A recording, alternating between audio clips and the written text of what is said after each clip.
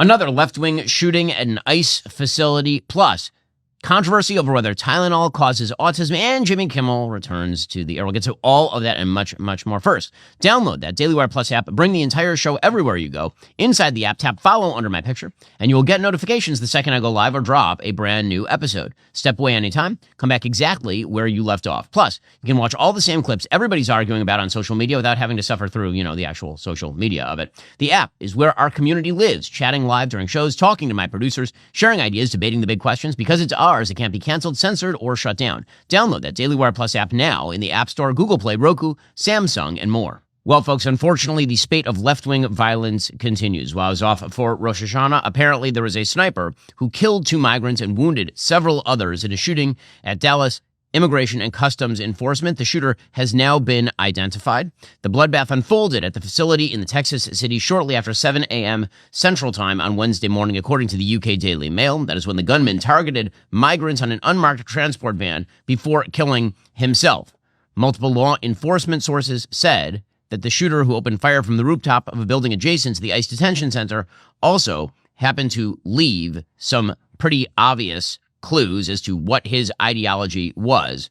Apparently, the victims were ICE detainees. No law enforcement was injured in the shooting. Officials said at a press conference on Wednesday morning, bullets found by the shooter's body were engraved with anti-ICE messages, including a bullet that literally just said on it, anti-ICE. So obviously, this has now become a meme among assassins, would-be assassins, killers, has been to brand the ammunition that they are using to put writing on the gun. We have now seen this at multiple shootings, multiple terror attacks.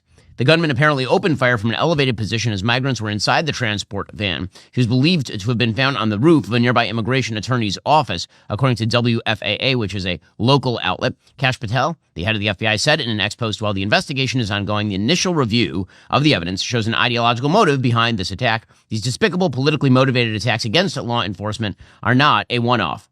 And they did release pictures of the shells, the casings of some of the bullets. One read, of course, anti-ICE. The messages on the ammo are quite clear. The social media for the shooter also seems to lean very much to the left, if what can be seen online can be trusted at all. I mean, the number one clue, of course, that this was a left-wing shooter is that the shooting happened at an ICE facility. And this, of course, is not the first act of violence at an ICE facility in recent months.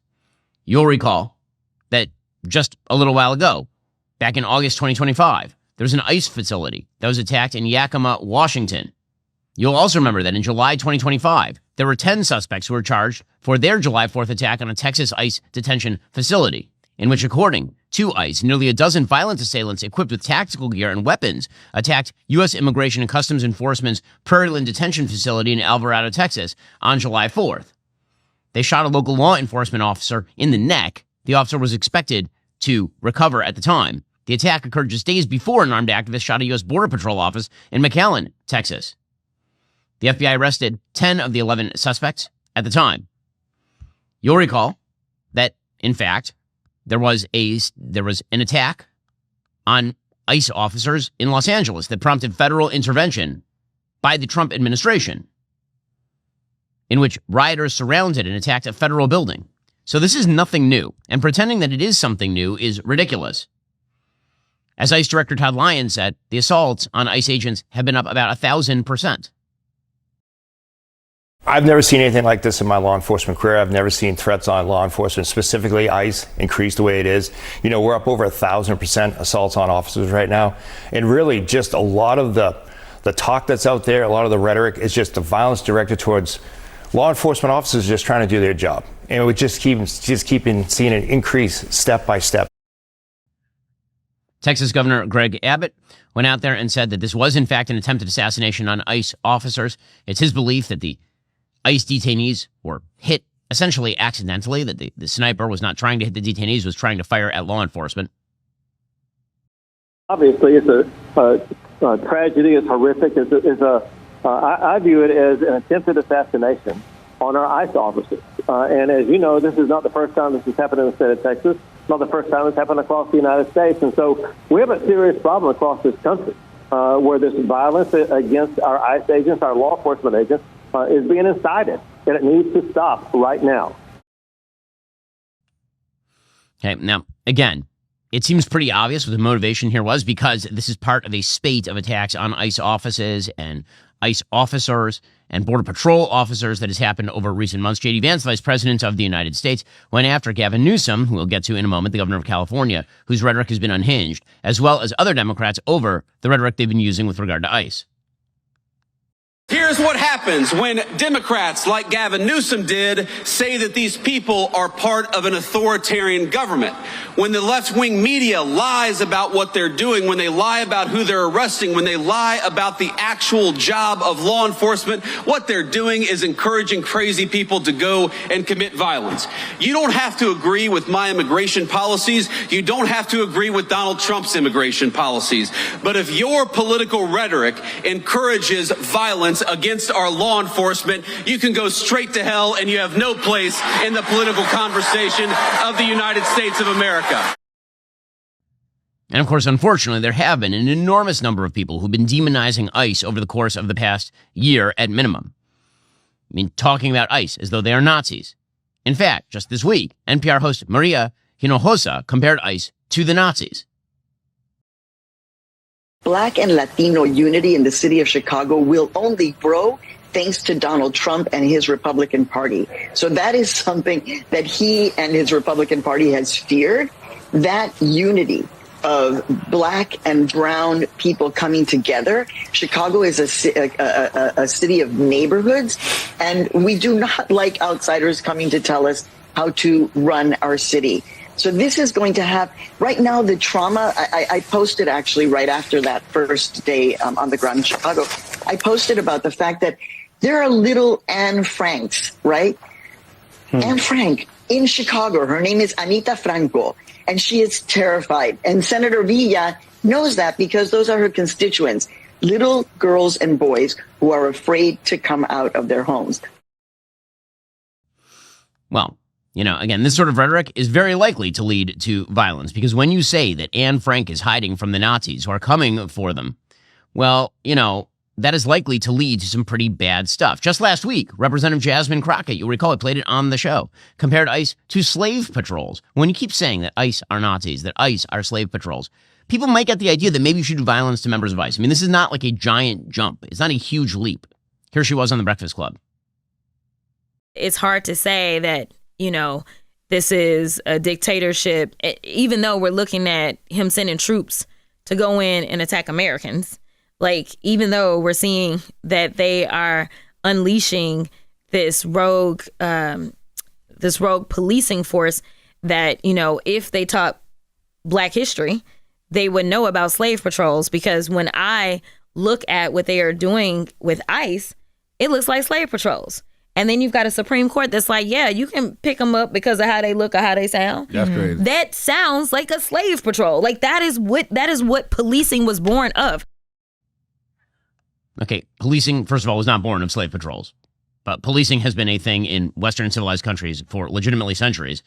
Constables in Britain were not constables because they were on slave patrol. But this sort of rhetoric does have an impact. Again, I'm not saying Jasmine Crockett is responsible for somebody shooting an ICE agent, any more than I'm saying that Barack Obama's anti-police rhetoric led to the shooting of Dallas police officers. But if you keep ratcheting up the temperature, if you keep treating people in law enforcement as though they are enemies of the people, as though they are doing the bidding of dark Nazi gods or something, if you do that, people are eventually at the fringes going to do acts of violence.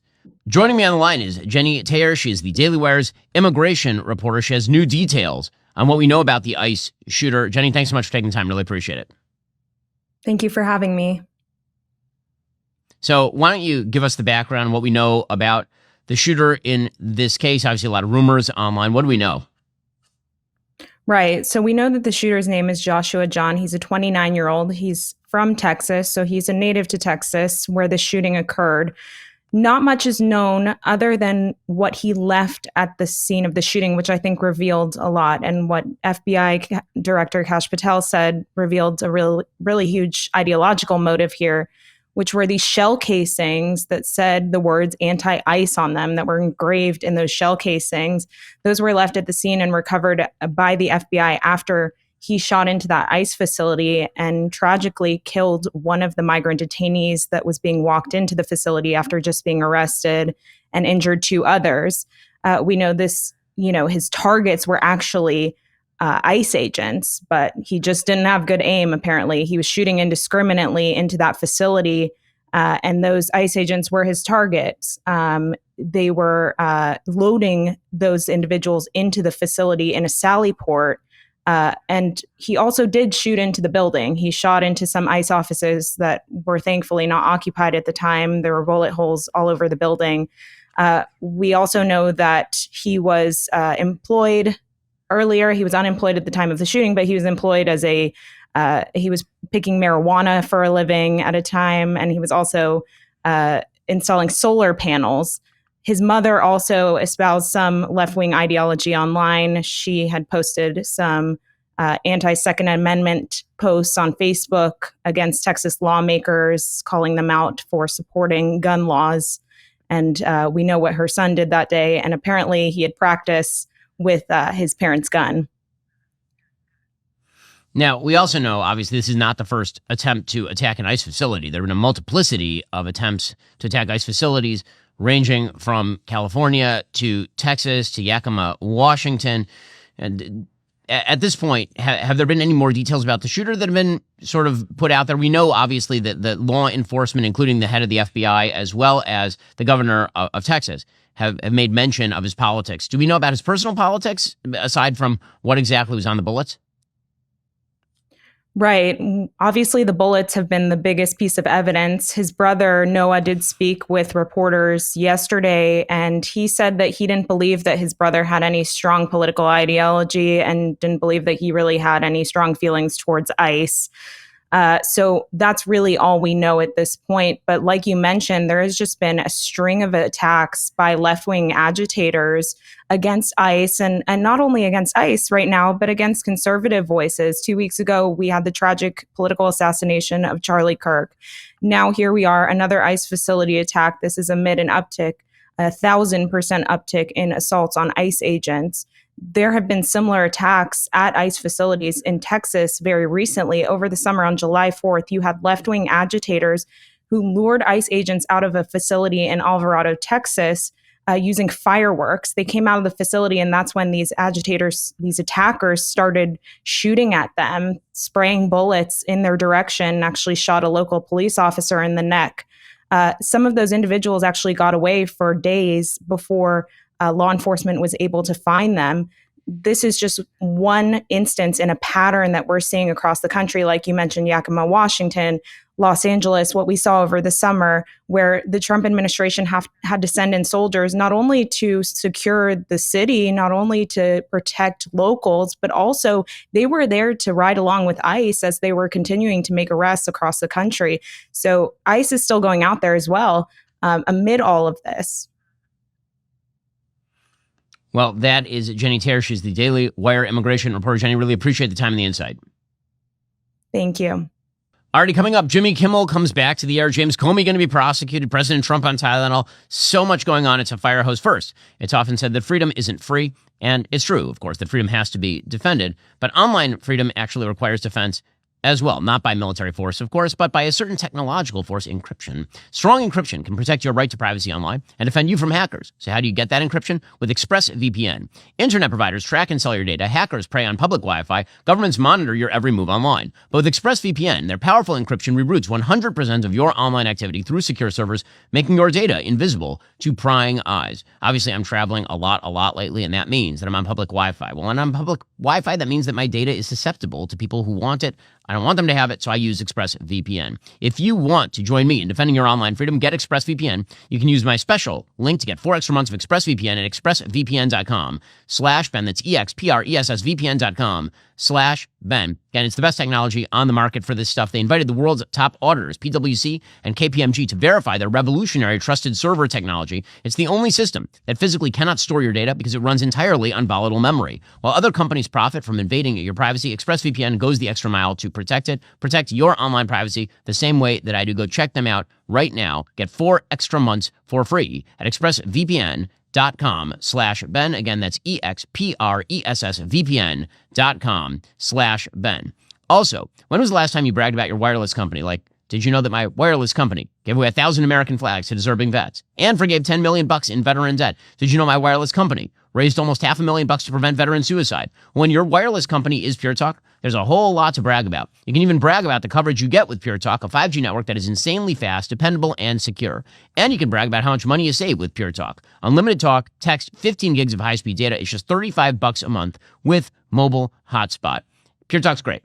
Now, obviously, I'm traveling a lot, as I just mentioned a moment ago, and that means that I need the best coverage. Pure Talk has a great tower network, and that means my coverage is excellent, and I'm paying less money, and the company is doing good things with some of that money, which is great. It's time to switch to my wireless company, Pure Talk. But if you need another reason, something you can really brag about, Pure Talk is the only wireless company that gives you a 1-year free membership to Daily Wire Plus when you head on over to puretalk.com/Shapiro. Again, choose a qualifying plan at puretalk.com/Shapiro. Relish your free 1-year membership to Daily Wire Plus. Pure Talk, it's wireless worth bragging about. Go check them out right now at puretalk.com/Shapiro. And again, get that free 1-year membership to Daily Wire Plus when you sign up. Literally the night before this shooting happened, Gavin Newsom was on Stephen Colbert's terrible show, which is still on the air. It's like a zombie. It's walking beyond its own brain death, the Stephen Colbert show. And Gavin Newsom proceeded to suggest that people need to push back on ICE agents. I mean, if you keep saying this sort of stuff, someone is going to take that literally. That's happening in the United States of America. Masked men jumping out of unmarked cars, people disappearing, no due process. No oversight, zero accountability happening in the United States of America today. People ask, well, is authoritarianism, you're being hyperbolic? Bull, we're being hyperbolic. If you're a black and brown community, it's here in this country. And so I'm deeply proud that I had the privilege of signing the nation's first bill to address the issue of masking. Also to require, you have simple identification, to your point. I mean, if some guy jumped out of an unmarked car in a van with a mask on, tried to grab me, I mean, by definition, you're going to push back. And so these are not just authoritarian tendencies. These are authoritarian actions by an authoritarian government. Again, if you keep saying these sorts of things over and over and over, it should not be a gigantic shock when people go do acts of violence. And the left has increasingly been doing acts of violence because the rhetoric is so unhinged. One of the big problems in the country right now, perhaps the biggest problem in the country, is that by the polling data, Americans believe that their neighbors are their enemies, and the biggest problem facing America is internal. And a lot of that is self-reinforcing. A lot of that is self-perpetuating. If your neighbor says you are their enemy, and then you say, well, if he thinks I'm his enemy, then he's my enemy, what you end up with is a cycle of partisan polarization that is unbridgeable. And once it becomes unbridgeable, you are, in fact, effectuating higher levels of hatred and violence. And that is a real thing in the United States. And it's not equally positioned. It is not equally positioned. For my entire lifetime, the political left in this country has basically treated the right as though the right is some form of Nazi offshoot. And if you look at the polling data, actually, what you will see is that things didn't shift for Republicans starting to react to that until around 2013, 2014. So for a solid decade and a half, from the time George W. Bush became president in the year 2000, there was a move by the left to demonize Republicans as somehow politically other, as though there was something wrong with them. This is what the polling data shows. The Democrats actually didn't just think that their neighbors were wrong, they thought they were morally bad. While Republicans tended to think that their neighbors were wrong, but not morally bad. And then all of that started to shift around the second term of Barack Obama, and now both sides think the other side is morally bad. And what that's doing is it's pushing both parties out to fringe rhetoric, but the left is beating the right there. The left has been there for a long time. It's systemically integrated into entire worldviews. This is why when I've been talking about the permission structures for violence that are generating violence, that are generating things like the assassination of my friend Charlie Kirk, that when you're creating permission structures, when you create a mental model whereby speech is violence, that people who oppose you are actually actors of deep malicious evil who must be destroyed at any cost, that once you believe that, you're of course going to get higher levels of violence, and that's going to generate a reaction on the other side. I use Gavin Newsom as a model here because Gavin Newsom is playing a two-faced game. Gavin Newsom, the governor of California, he will do a podcast with Charlie and then acknowledge that Charlie was a nice human being and all the rest. But then he will just spew absolute nonsense in public about how the end of the republic is nigh. So literally yesterday, Gavin Newsom was attacking Trump as an SOB. Here he was, again, on Colbert. This is a tough time. I'm and aware. But a lot of anxiety, a lot of stress, a lot of folks that honestly just don't know we're going to get our country back. And I get it. This guy is flooding the zone. He's dominating the narratives. Facts don't seem to matter. Mm-hmm. And Democrats, frankly, have had a difficult time pushing back. And Democrats feel that, times there's sort of this weakness that dominates our brand and our party. And I think what people appreciate is that we're willing to fight, and not only fight symbolically by having a little bit fun, but fight substantively. We have 41 lawsuits against us. We're pushing back and we're winning. Now, that's kind of normal political rhetoric, I suppose. But the stuff that is not normal is when Gavin Newsom says that if Donald Trump has his way, we'll have Putin-style fake elections. Okay, when you start talking about, I don't believe that if Kamala Harris had been elected, that would have been the last election in American history. I didn't believe when Barack Obama was elected in 2012. We were looking at the last election in American history.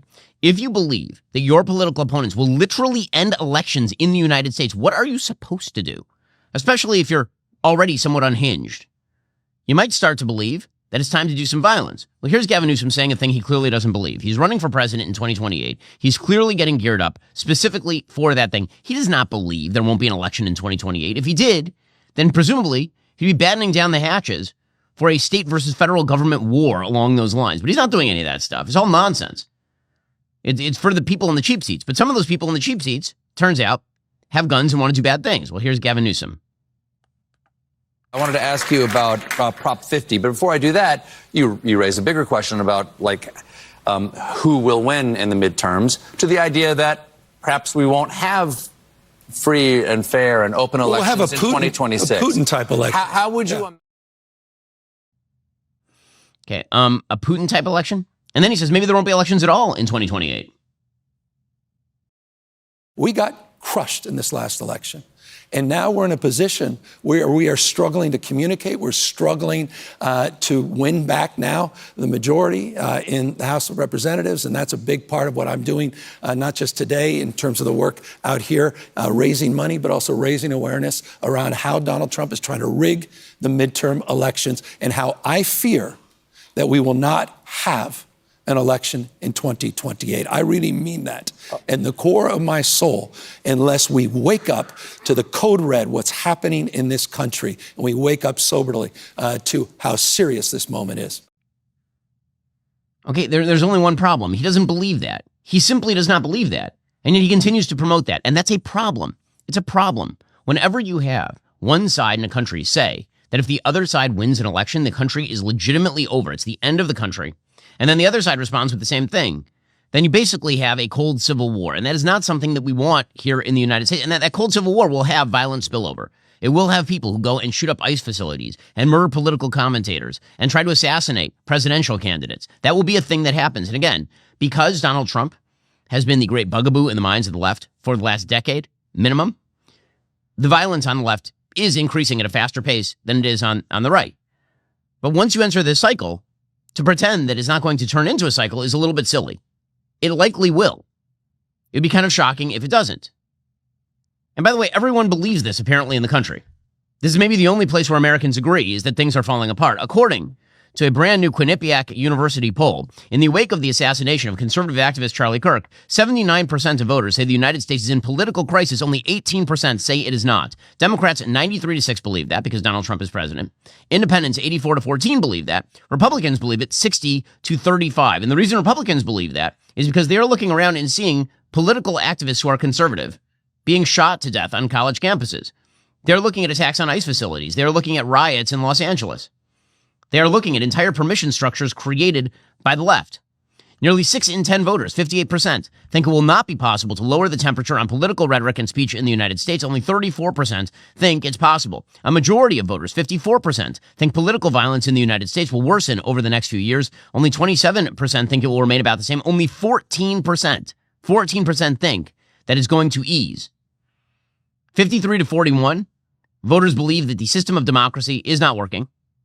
Republicans think it's working overwhelmingly because, of course, Republicans have been winning elections recently. But once you start believing, this is such a problem. Once you start believing that when you lose elections, the entire system doesn't work, well, then you're going to resort to violence. Again, this is why the left is so overwhelmingly, disproportionately violent at this point in political terms. Okay, well, the other thing that's going to happen when this happens is that there's likely to be blowback. There's likely to be blowback. When I talk about a tit for tat, and it's not just an even tit for tat, it's like an escalating tit for tat, things are likely to get worse. So, for example, there was a table set up at a historically black college and university to debate the issue of DEI. Okay, this is something that happened at Tennessee State University. A table was set up, and immediately a near riot erupted. Things were stolen. The people who wanted to debate were followed to their car. People were shouting Black Power at them, blocking their exit from campus. The topic, of course, was DEI. Here's what the video looked like.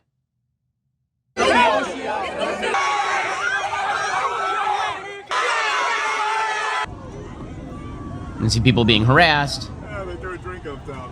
Oh my gosh, they threw a drink up top. Yeah. Oh, whoa. Did somebody just throw something in our car? Arrest. They just tried to hit the car. They're still hitting the car. Whoa! That was loud. Now again, this isn't like extraordinary levels of violence, but it certainly is troublesome, and you could see it spinning out of control the next time, which it likely will. You know, this sort of stuff is not just a problem, it is a deep problem for the United States. Alrighty, coming up, Jimmy Kimmel is back and kind of worse than ever. Plus, is President Trump right or wrong about Tylenol and autism? We'll go through the evidence first. Policy Genius makes finding life insurance simple, helping you secure real coverage so your loved ones have financial safety nets they need when it matters most. See, here's the thing. We're all going to plot at some point. When that happens, you want to make sure that your family is taken care of.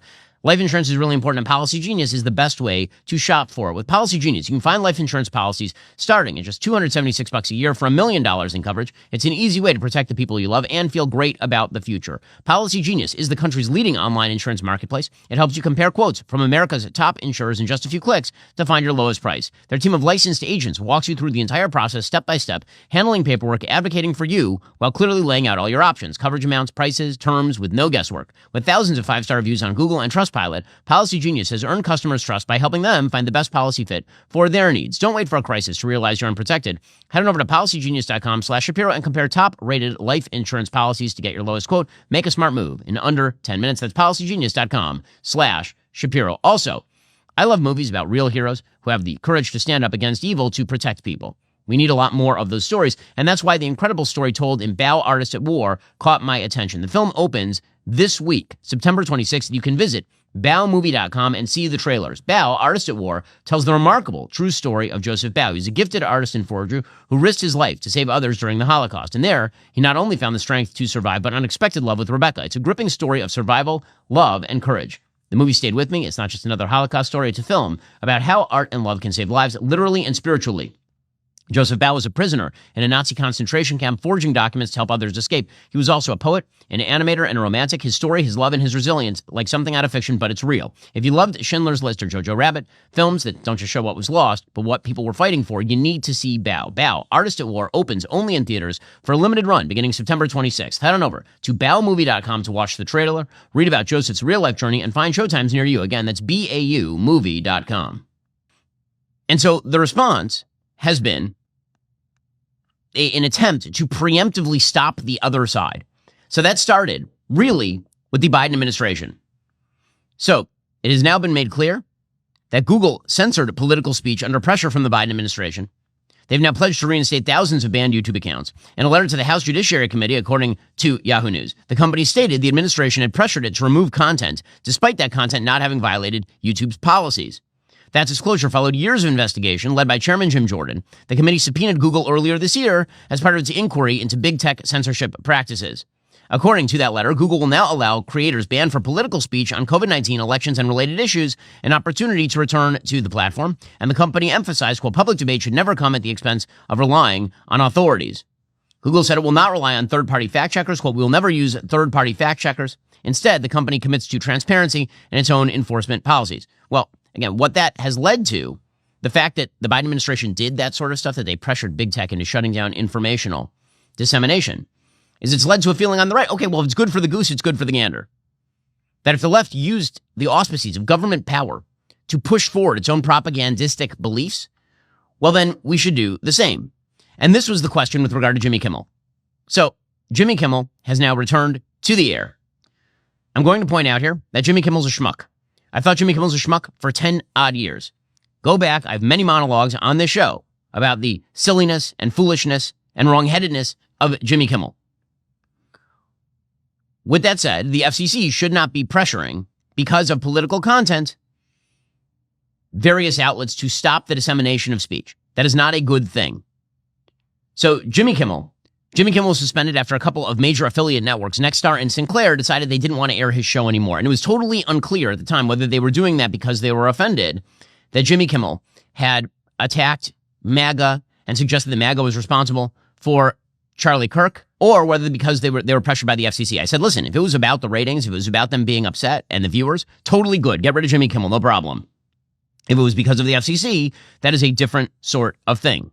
Well, Jimmy Kimmel returned last night. This is after caterwauling and screams of outrage from the left, who treated the temporary suspension of Jimmy Kimmel for like 6 days, as significantly worse for the country than the actual assassination of Charlie Kirk. Jimmy Kimmel began by issuing a quasi-apology, kind of, sort of. Here's what he said. I don't think what I have to say is going to make much of a difference. If you like me, you like me. If you don't, you don't. I have no illusions about changing anyone's mind. But I do want to make something clear because it's important to me as a human, and that is, you understand that it was never my intention to make light of the murder of a young man. I don't think there's anything funny about it. I posted a message on Instagram on the day he was killed, sending love to his family and asking for compassion, and I meant it, and I still do. Nor was it my intention to blame any specific group for the actions of what it was obviously a deeply disturbed individual. That was really the opposite of the point I was trying to make, but I understand that to some that felt either ill-timed or unclear, or maybe both. And for those who think I did point a finger, I get why you're upset. If the situation was reversed, there's a good chance I'd have felt the same way.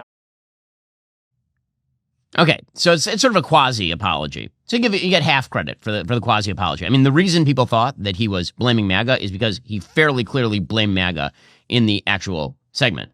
He said MAGA was trying to blame anyone but themselves, anyone but MAGA, for the shooting of Charlie Kirk. So, I mean, it was pretty clear what he was doing there, but okay.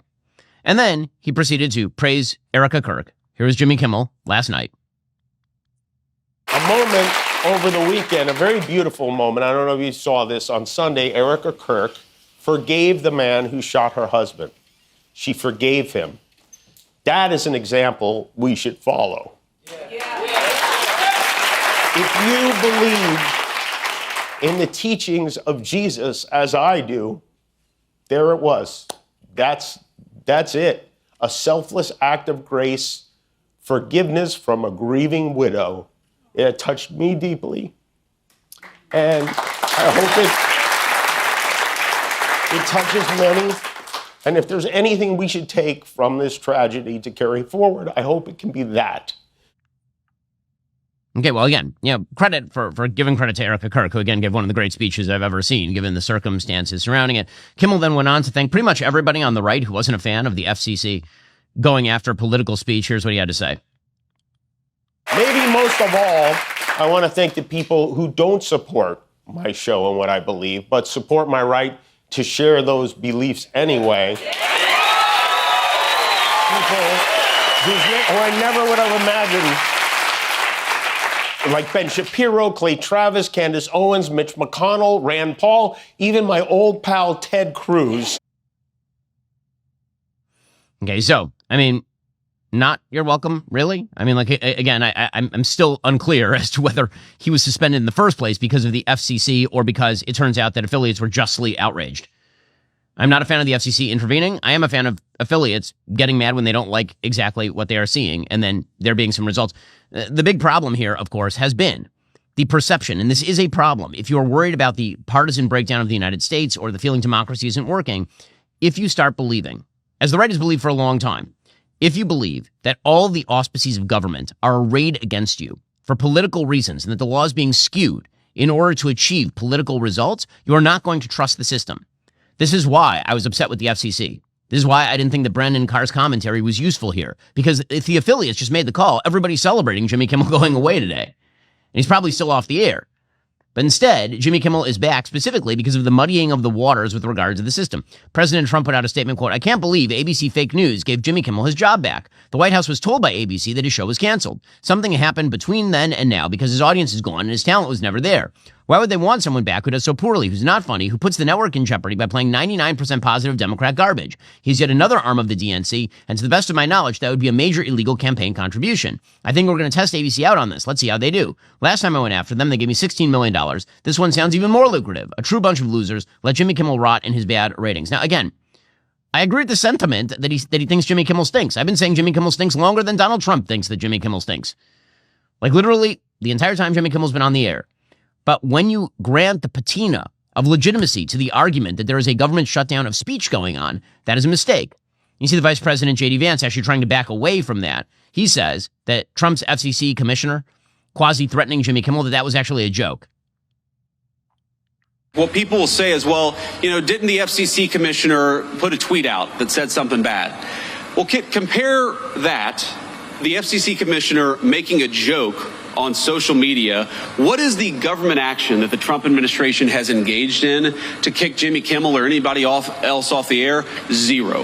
What government pressure have we brought to bear to tell people that they're not allowed to speak their mind? Zero. We believe in free speech in the Trump administration. We are fighting every single day to protect it.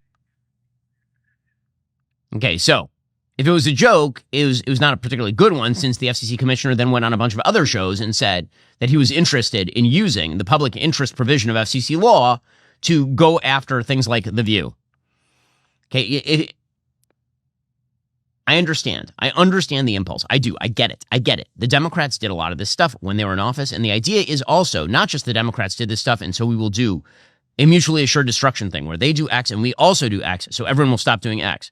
Something else is happening here. What is happening here, and Democrats have been doing it for a while, and now Republicans are picking it up as well, is Democrats do a bad thing. Republicans then say, if they had the power, they would do an even worse thing. And so we are going to now break the next thing, because if we don't, they're going to get in power, and they're going to do the same thing to us. Once you have that level of mutual distrust in our politics, it is impossible for that spiral to stop. Because otherwise, if you forego the tools of power, you're just a fool. And the problem is Democrats keep doubling down on the rhetoric. They keep making it clear that if they do get the power, they are going to do the worst thing. They are going to do that. And none of this is a recipe for decency. None of this is a recipe for a healthy body politic. All of it is a major, major problem. Here's another example. So, apparently, according to MSNBC, former FBI Director James Comey will be indicted soon in a Virginia federal court. Apparently, he's going to be indicted based on testimony that he gave in September of 2020. According to an MSNBC reporter named Ken Delanian, he said the full extent of the charges being prepared against Comey is unclear, but sources believe at least one element of the indictment, if it goes forward, will accuse him of lying to Congress during his testimony on September 30th, 2020, about whether he authorized the leak of information. Okay, so what that goes back to is a story in which James Comey basically gave a bunch of his special super duper secret notes about Donald Trump to a friend, and that friend somehow gave them to the New York Times, and then he claimed that he had no idea they were going to be leaked to the New York Times, which is totally implausible at the very, very best. According to the New York Post, the 5-year statute of limitations on bringing perjury charges would be next Tuesday, but prosecutors are expected to seek the grand jury indictment before then, according to people who are familiar. Now, again, I don't have a problem with any of that. If James Comey committed perjury, then they should prosecute him, obviously and clearly. The big problem is that President Trump literally last week put out something on Truth Social saying that he wants Comey, Adam Schiff, and Letitia James all prosecuted. That if Pam Bondi didn't do that, she was somehow betraying the trust of the people. If the president is just naming political enemies and saying he wants them prosecuted, of course that's going to undercut the public perception of the legitimacy of the investigation, even if the investigation is totally legit.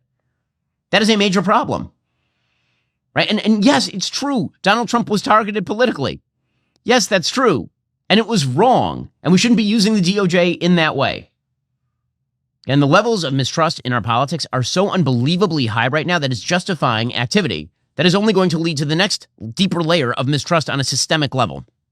And that remains a gigantic problem in our politics. Alrighty, in just a moment, we'll get to President Trump talking Tylenol and autism. Plus, he went to the UN and blew things up over there. First, small business owners, whether running spare room operations, managing family shops, or building scrappy startups, are always pushing themselves to do more with less. When tedious tasks like packaging and shipping start consuming hours of your day, it's time to streamline your operations. Stamps.com can transform any computer or mobile device into an efficient shipping center, freeing up valuable time to focus on what really matters, growing your business. Plus, you can save up to 89% off USPS and UPS rates. Just visit Stamps.com/Shapiro. When businesses have a little extra time and money, it opens the door to real growth. That's where Stamps.com makes a gigantic difference. By allowing companies to print postage, track shipments, and manage all mailing from a computer or phone, it streamlines the entire process. With efficiency comes impact. Shipping information is kept in one easy-to-use platform. Incredible USPS and UPS rates cut costs, and simplified bookkeeping makes forecasting a lot smoother. The result? More time to focus on the big picture while knowing that your shipping is running seamlessly and that support is available around the clock. Spend less time on busy work and more time on your business with Stamps.com. Go to Stamps.com/Shapiro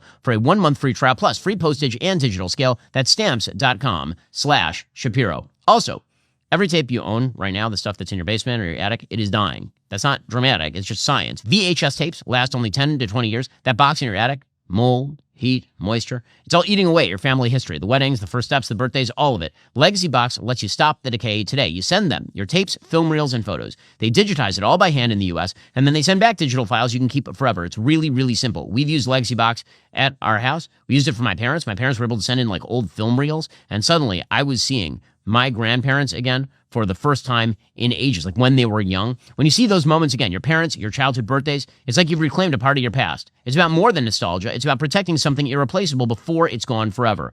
Legacy Box has helped over 1 million families do precisely that. Right now, you can join them at 50% off. Go to legacybox.com/Shapiro to save. That's legacybox.com/Shapiro. Again, legacybox.com/Shapiro. Don't lose your legacy. Save it today with Legacy Box. Alrighty, meanwhile, the Trump administration has now made an announcement with regard to autism. So, RFK Jr. made it as Secretary of Health and Human Services one of his big priorities to try to discover the cause of autism. Apparently, there's something like 800 different genetic markers for autism. So it's a very complex disorder at the very least. Well, President Trump made an announcement suggesting that the use of Tylenol during pregnancy could be associated with a very increased risk of autism. So here is what President Trump had to say. This is on Tuesday afternoon. Acetaminophen, is that okay? Which is basically commonly known as Tylenol, during pregnancy can be associated with a very increased risk of autism. So taking Tylenol is not good. All right, I'll say it. It's not good. Okay, taking Tylenol is not good. That is far too broad a statement, medically speaking. Okay, this is Monday afternoon, rather, when President Trump made this statement. Okay, so I just want to talk about the medical evidence here. So the medical evidence here suggests that there is a correlation between long-term taking of Tylenol, possibly, I say possibly, and possibly some risk in the increase of autism, although it may be small. The problem here is that it's very hard to dissociate the use of acetaminophen, Tylenol, from fever. Right? You take acetaminophen for a fever. So if you have fever during pregnancy, that could do damage to the fetus. Everyone understands that. There are a wide variety of damages that emerge from high fever during pregnancy. The problem is there is literally no treatment for women with high fever that is pregnancy safe other than Tylenol if recommended by a doctor.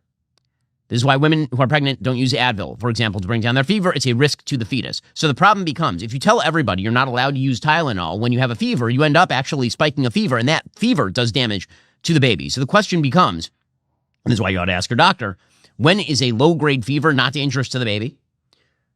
When is a high-grade fever so dangerous you should take Tylenol? And also, what is the term where using acetaminophen becomes actually dangerous? Because what you will notice that even the FDA guidance suggests chronic and prolonged use of Tylenol is a problem. Chronic and prolonged use, okay? What does that mean? That might mean a week. It might mean 2 weeks, 3 weeks. So taking one dose of Tylenol isn't going to do it, but President Trump is out there saying that you shouldn't take Tylenol at all, which is, of course, beyond what even members of his own administration are saying. So Dr. Oz actually softened the warning. Here's what Dr. Oz had to say. If you have a high fever, as you point out, if you've got significant issues of that nature, you ought to be talking to a doctor anyway, because the cause of the high fever is worrisome. The doctor's almost certainly going to prescribe you something. Tylenol might be one of the things they give. That's not the problem. The problem is someone has a low-grade fever. It's not a big issue, but why not? I'll just pop an extra acetaminophen. Or if they stub their toe, they have a little pain, and so I'm going to take some acetaminophen for that, because why not? It's safe. And we want to warn you, we don't know that's true. It might be true, but we don't know that's true. And there's lots of literature that would cast doubt on the assumption that you should be taking acetaminophen willy-nilly. Okay, so I'm not sure who is taking acetaminophen willy-nilly. You really shouldn't be doing that. Obviously, people have been trafficking around a 2017 post in which Tylenol said it's not recommended for pregnant women. That's a little out of context in the sense that it's not like you shouldn't just take it willy-nilly over the counter. They said, we actually don't recommend using any of our products while pregnant. Thank you for taking the time to voice your concerns today. You're supposed to go to a doctor. A doctor is supposed to tell you whether to take Tylenol or not. So I actually asked our friends and sponsors over at Comet, which is a project of Perplexity, what do the best studies show regarding Tylenol and its correlation with autism? And here's what they say. The largest and high-quality studies, especially those using rigorous methods like comparing siblings, have not found convincing evidence that acetaminophen used during pregnancy causes autism in children. Large-scale studies from Sweden and Japan using sibling controls, which account for genetics and family environment, found no association between Tylenol exposure during pregnancy and autism risk. Meta-analyses and systematic reviews show that studies indicating an association generally report very small risk increases. Many have been criticized for failing to fully account for confounding factors like the underlying illnesses, like, for example, a fever that you're going to get without that in place, for example, without any use of Tylenol. Bottom line, says Comet, there's currently no definitive evidence that taking Tylenol during pregnancy causes autism in children. Pregnant individuals should not avoid acetaminophen when needed for pain or fever, but should use it as recommended by healthcare providers. And of course, that is the Ask Your Doctor that you got from Dr. Oz. Here's Fox News' Dr. Mark Siegel pouring cold water all over this. Does acetaminophen during pregnancy cause autism? People out there need to know there's absolutely no proof whatsoever that that's the case. We distinguish between something called an association and something called proof or a cause and effect. It's possible, due to some studies, that excess use of acetaminophen could lead to neurodevelopmental problems like autism, because the fetus, if you think about it, doesn't have a fully developed liver, and that's where the Tylenol goes. It goes to the liver to be metabolized. Again, a reason why I'm saying take less of it. But we're far away from any proof here, and women who are pregnant need to get that fever down. That's why I think the reaction has been excessive on the side of caution here. Senate GOP leader John Thune, he said the same thing. He says he's very concerned about the RFK Jr. claims on Tylenol and autism. I'm obviously very concerned about that. I am a father and a grandfather, and just have, as of about 7 months ago, a newborn grandson. So congratulations. Obviously, thank you. Pregnant moms is something I have a very high level of interest in. And I agree. I think that science ought to guide these discussions, these conversations, and our decision-making around our health. There are studies out there that they reference, but again, I think there are an awful lot of people in the medical community who come to a different conclusion about the use of Tylenol. Go talk to your doctor. Okay, please, go talk to your doctor. Your doctor is going to give you good advice about Tylenol and when to use it. Okay? Bottom line, your doctor knows more than I do. Your doctor knows more than President Trump does, because your doctor has been dealing with pregnancy and Tylenol for a very, very long time. And there are many, many studies that have been done on this particular topic. Follow the data. Follow the data. Okay, meanwhile, President Trump spoke at the UN. Honestly, I thought it was great. I thought that his speech at the UN was terrific. There was a bit of controversy because he got on an escalator and it didn't work.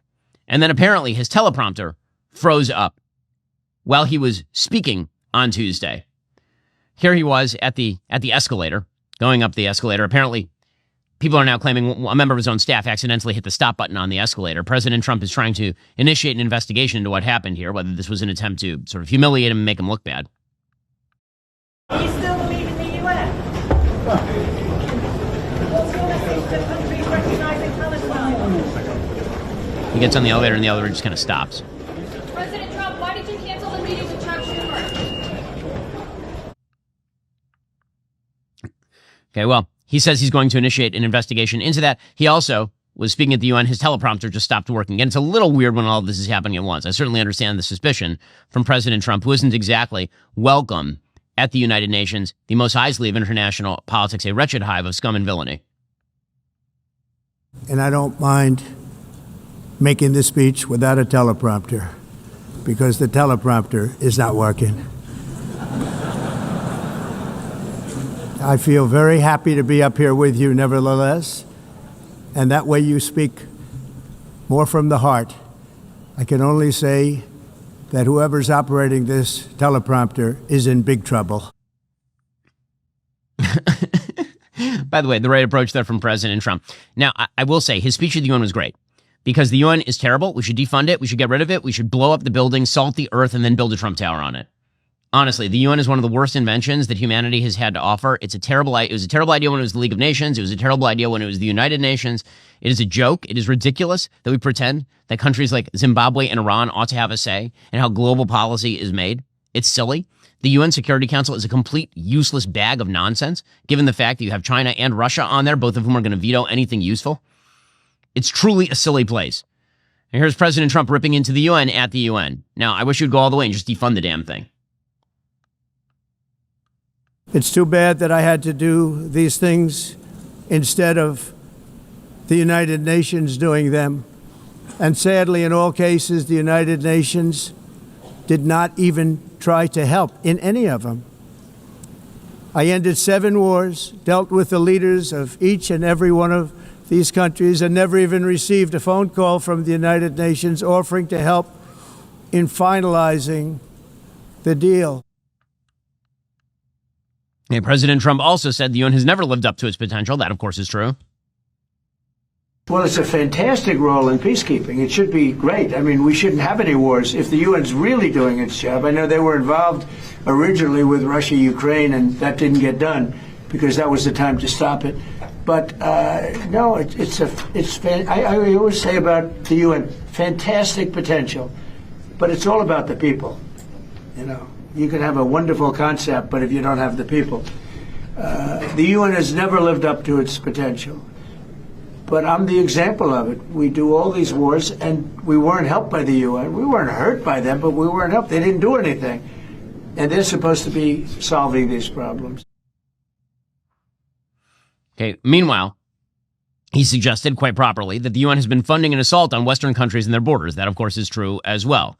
And the UN is deeply involved with the influx of third world refugees into European countries. Also, it's the UN Refugee Works Agency, the UNRWA, which is essentially a funding arm of Hamas.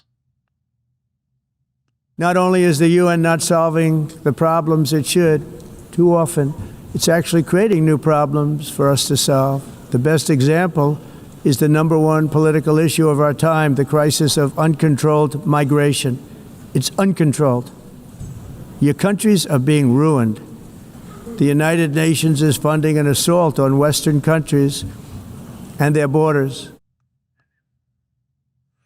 Yeah, well, he's not wrong about that. The president also saved some of his ire for the Europeans. He said, you guys are destroying your own continent, that you're invaded by people who hate your continent, and then you basically treat it as nothing. And also, you guys keep pushing green energy scams that are destroying your energy independence. He's right about both of these things, obviously. Here he was talking about European immigration problems. Europe is in serious trouble. They've been invaded by a force of illegal aliens like nobody's ever seen before. Illegal aliens are pouring into Europe. Nobody's doing anything to change it, to get them out. It's not sustainable. And because they choose to be politically correct, they're doing just absolutely nothing about it. And I have to say, I look at London, where you have a terrible mayor, terrible mayor, and it's been so changed. Now they want to go to Sharia law, but you're in a different country. You can't do that. Both the immigration and their suicidal energy ideas will be the death of Western Europe if something is not done immediately. This cannot be sustained. He is right about that. He is also right that when you destroy your own economy on behalf of a specious threat of global warming that you're not going to be able to control anyway. All you're doing is handing power to the wrong people. Here he was slamming the left for their green energy scam. It's the greatest con job ever perpetrated on the world, in my opinion. Climate change, no matter what happens, you're involved in that. No more global warming, no more global cooling. All of these predictions made by the United Nations and many others, often for bad reasons, were wrong.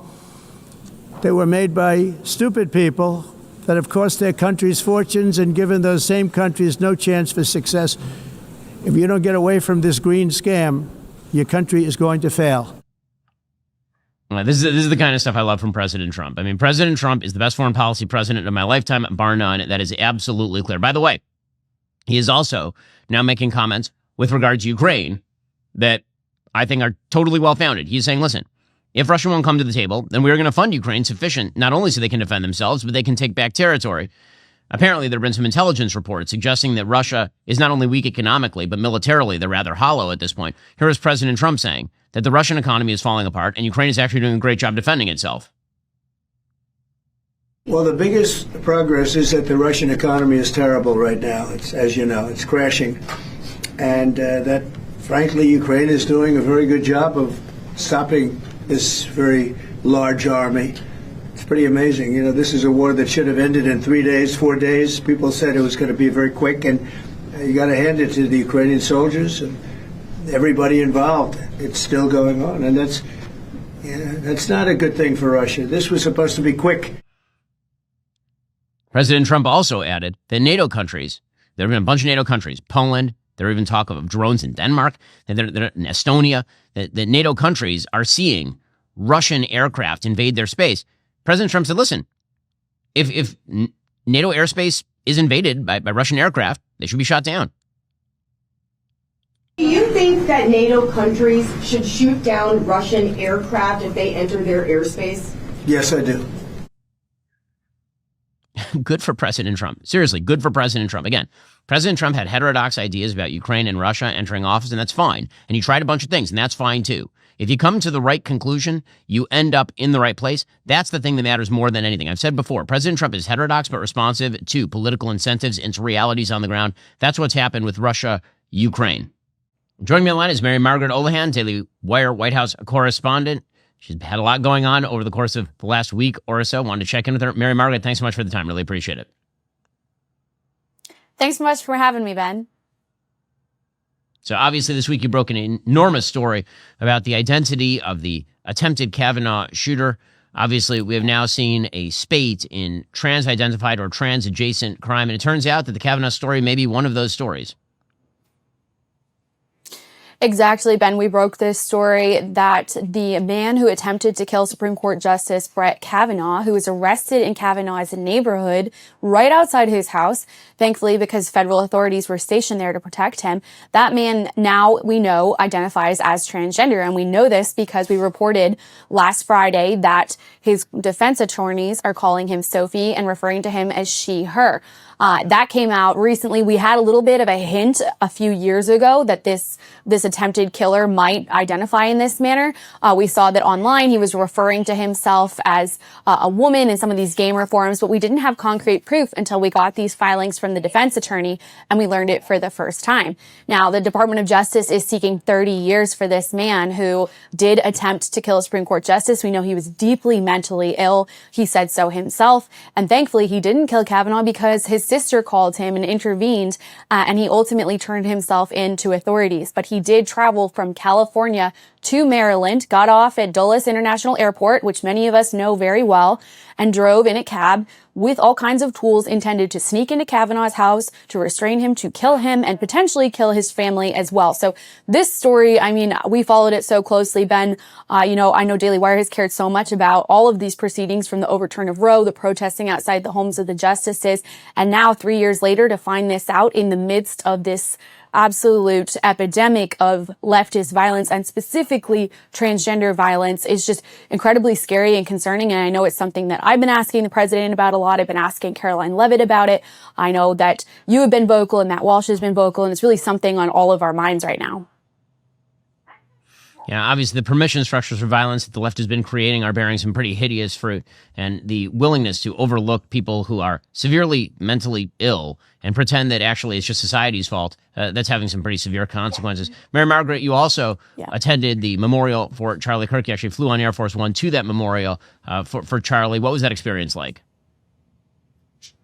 Well, Ben, it was an honor to be there. It was a privilege to be there. I was blessed to be able to travel in the pool with the president. So we got to fly on Air Force One with him up to the event, to the memorial, and then on the way down as well back here, same day on Sunday.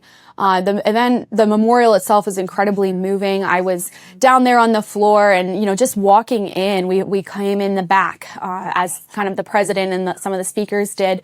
And we're able to avoid a lot of these long lines. And as we came in, the press and the photographers, we burst through this curtain and just everyone around us was singing and, remembering and honoring Charlie. And, I didn't know him incredibly well. I did interview him a few times, and the whole day was incredibly emotional for me to just see how all these people, even if they didn't know Charlie, they loved him so much and they want to honor his memory. And of course, the memorial had so many amazing speakers. We had the President of the United States, we had J.D. Vance, but I think, of course, the highlight and the most moving part to everyone, and I think you talked about this on your show earlier this week, was Erica and her act of forgiveness to her husband's killer. So it was, like I said, an honor to be there, and we were able to ask the president some questions about the memorial on the way back. He gaggled on Air Force One. And, I asked him about reuniting with Elon and whether Charlie had an impact on bringing them back together. And he talked about Elon and their relationship and some of the upcoming events that he thinks that they'll participate in together. I also asked him about our story about Kavanaugh on this attempted assassin.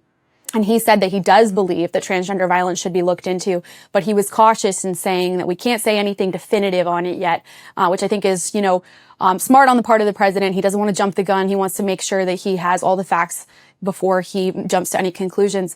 But I did also ask Caroline Levitt about this story and about these incidents of violence during the press briefing earlier this week. And she said that anyone that's denying this pattern is willfully ignorant or willfully blind. And she said that the White House is looking into it, federal authorities are looking into it, and I think we'll have more answers on that soon. Well, Mary Margaret, in brighter news, you also had the opportunity to go to an airbase and actually visit the stealth B-2 bomber that were actually used in the Trump administration's destruction of the Iranian nuclear facilities, which is a very cool thing. Why don't you tell us a little bit about that? Yeah, Ben, this was so much fun, and it was a really cool project in the midst of so much sadness. We filmed this before we learned that Charlie had been so brutally taken from us. And so, it came out on Monday. This was when the embargo lifted, and it was such a cool opportunity to go to Whiteman Air Force Base with my boss, Brent Scher. We had so much fun. We were running around like two little kids in a candy store, looking at these B-2s, getting to go in a simulator and fly it and try and refuel midair, which, just spoiler alert, we were not able to do. We also tried to land. We were not able to do that. But just to speak with some of these military commanders, Colonel Kenish, Colonel Whittela, to hear about how they really assisted with this mission, to hear about how the pilots flew back and their families were all waiting for them on the base after they had successfully completed Operation Midnight Hammer and struck the Iranian nuclear plants. It's just so amazing, fills us with so much respect for these pilots, but for also all the other people involved in this mission, the crew that loads the bombs, the people that plan out the mission, the commanders, the colonels, all of these people, and to see the actual planes, these are some of the most secretive and some of the most brilliant planes that we have in the world, and the United States has them. So it filled me with a lot of respect and awe for our military, and it was so much fun to film, and I hope everyone can watch it. I know you aired it on your show earlier this week, and we thought that was pretty cool. So we hope everyone gets a chance to see it and to also understand just what our military did in June of this year and why this was such an important mission. Well, that's Mary Margaret Olohan. She's our Daily Wire White House correspondent, doing a fabulous job. Mary Margaret, really appreciate the time. Thank you, Ben.